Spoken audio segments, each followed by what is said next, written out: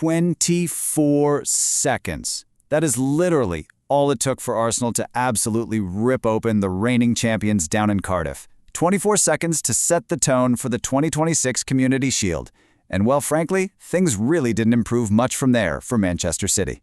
Welcome to this Explainer. Today, we're breaking down the tactical and the narrative fallout from the 2026 Community Shield, where Arsenal pretty much dismantled Manchester City 3-0. This matchup gave us a really fascinating dichotomy.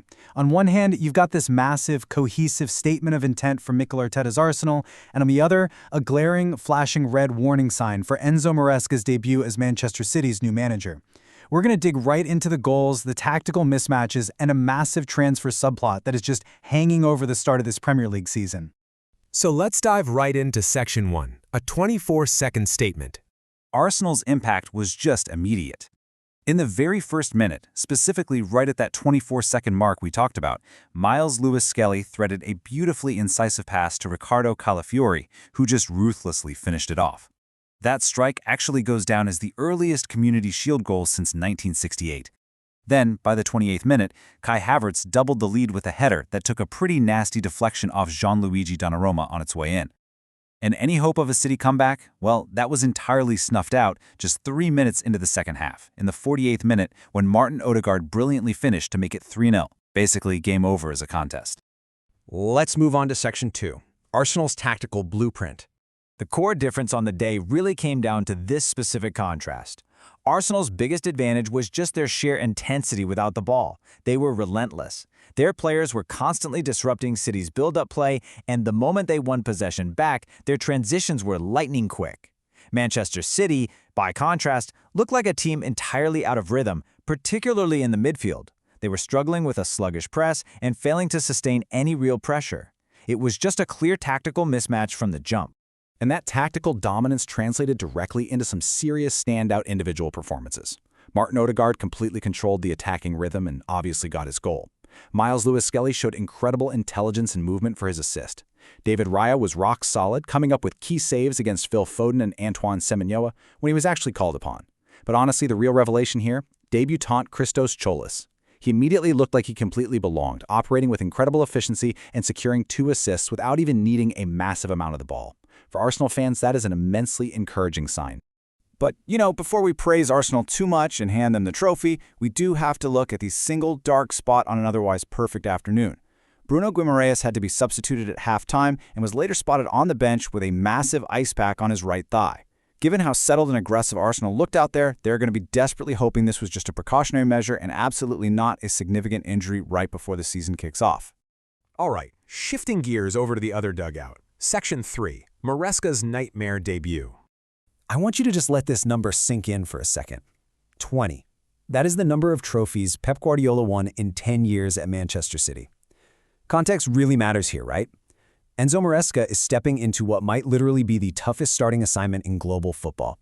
He's trying to establish a completely new identity and tactical structure, and to start that era with a 3-0 defeat, that is a massive, immediate injection of pressure. And it really wasn't just the scoreline either. It was the manner of the defeat. TNT's Ali McCoist bluntly called out City's pressing intensity in the second half on live television, saying it simply wasn't anywhere near where it needed to be. I mean, when your own broadcast pundits are questioning your foundational work rate right out of the gate, yeah, that is not the narrative a new manager wants to be writing in week 1. But let's be totally fair here and balance this out, because there are crucial mitigating factors for City. This was absolutely not their strongest possible starting 11. Erling Haaland was eased in off the bench as he recovers from the World Cup. Crucially, Rodri was completely out, still recovering from back surgery. Add to that the inevitable growing pains of adapting to a post-Guardiola structure, and you have to acknowledge that City is very much a work in progress right now.